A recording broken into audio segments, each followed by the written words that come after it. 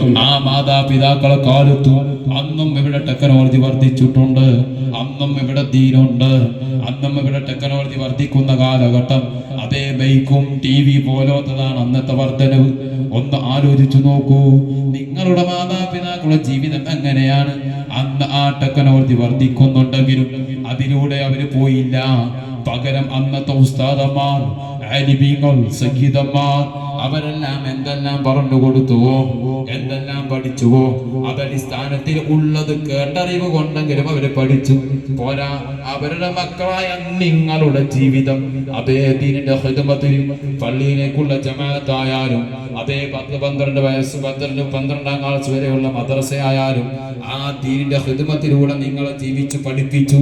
മുഅ്മിനെ ഒന്ന് ആലോചിക്കണം, ഇന്ന് നിങ്ങളുടെ അവസ്ഥ എന്താണ്? അന്റെയും നിങ്ങളുടെയും എന്നല്ല, നിങ്ങളുടെയും എന്റെയും നിങ്ങളുടെയും മക്കളുടെ അവസ്ഥ എന്താണ്? ആലോചിക്കണം മുഅ്മിനീങ്ങളെ, മാതാപിതാക്കളെ. റബ്ബിന്റെ അടുത്ത് ഞാനും നിങ്ങളും മറുപടി പറയേണ്ടി വരും. അതേ കാലം പുതിയ കാലമല്ലേ എന്ന് പറഞ്ഞ് ടെക്നോളജിയുടെ ബേക്കിലെ മക്കളെ നിങ്ങൾ പിന്തുടരുത്, നിങ്ങളും പിന്തുടരുത്, നിങ്ങളെ മക്കളെയും വിട്ടുപോകരുത്. ആലോചിക്കണേ, മുഅ്മിനീങ്ങളെ സംബന്ധിച്ചിടത്തോളം ന്യൂ ജനറേഷൻ എന്നൊരവസ്ഥയില്ല. കാരണം എന്റെ ജഹലിയായ കാലഘട്ടം, മുഅ്മിനെ മുമ്പ് ഒരു ജഹലിയായ കാലഘട്ടം ഉണ്ടായിട്ടുണ്ട്. ന്യൂ ജനറേഷൻ എന്ന് പറഞ്ഞാൽ ഇല്ലായ്മ പുതിയതുണ്ടാവലല്ലേ? ഇന്ന് ആ അവസ്ഥയാണോ ഉള്ളത്? അല്ല, അല്ല. ഇല്ലായ്മ ഉണ്ടായ കാലഘട്ടം അത് ഹബീബുനാ റസൂലുള്ളാഹി സ്വല്ലല്ലാഹു അലൈഹി വസല്ലമ തങ്ങളുടെ കാലഘട്ടം. അതേ ഹബീബിന്റെ ആ ജനനം മുതൽ വഫാത്ത് വരെ ഉണ്ടായ കാലഘട്ടം, അതല്ലേ ന്യൂ ജനറേഷൻ എന്തേ പറഞ്ഞു കൊണ്ടുവരുന്നത്?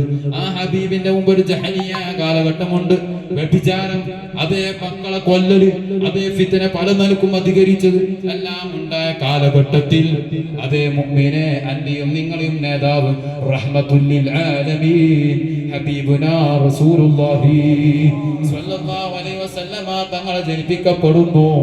അല്ലാഹുവിന്റെ ദീൻ ആ ഹബീബിലൂടെ അതാ അനക്ക് നിങ്ങൾക്ക് ഖിയാമം വരെ ആ ദീൻ നിലനിർത്തി കൊടുക്കുന്നു. ആ ദീൻ വരലോടുകൂടെ അതുവരെ ഉണ്ടായ വ്യഭിചാരത്തിന് അതാ പുതിയ ഹുക്മ വരുന്നു. എന്താണ് ഹുക്മ? ചെയ്യുന്ന കാര്യത്തിന് പാടില്ല, വ്യഭിചാരം പാടില്ല, കള്ളുകുടി പാടില്ല, ലഹരി പദാർത്ഥം പാടില്ല, മക്കളെ കൊല്ലാൻ പാടില്ല, അന്യ പെണ്ണിനെ പോയിട്ട് അതേ വ്യഭിചാരം ചെയ്യുന്ന അവസ്ഥ പാടില്ല. അതിനൊക്കെ പകരം നിക്കാഹ് എന്നുള്ള ഹുക്കുമുകളല്ല, ഇല്ലായ്മയിൽ നിന്ന് പുതിയത് വരുന്നു മുഅ്മിനെ. അതല്ലേ ന്യൂ ജനറേഷൻ. അല്ലാതെ ഇന്ന് ഞാനും നിങ്ങളും നയിക്കുന്നതല്ല. ഇന്ന് ഇവിടെ നടക്കുന്നത് ആ ജഹലിയായ കാലഘട്ടത്തിലേക്കുള്ള പോക്കാണ്. അതേ വ്യഭിചാരം ഇന്ന് നടക്കുന്ന അവസ്ഥ ഏത് രൂപത്തിൽ? അന്ന് വ്യഭിചാരിക്കണമെങ്കിൽ ഒരു പെണ്ണ്, നഗ്നമായ പെണ്ണ്, അതേ അന്യ പുരുഷന്റെ മുമ്പിൽ വാഹിറായി നിൽക്കണം. ഇന്ന് അതിന്റെ അവസ്ഥ വേണ്ടതില്ല. പകരം അതിനേക്കുള്ള ടെക്നോളജി വർദ്ധിച്ചു.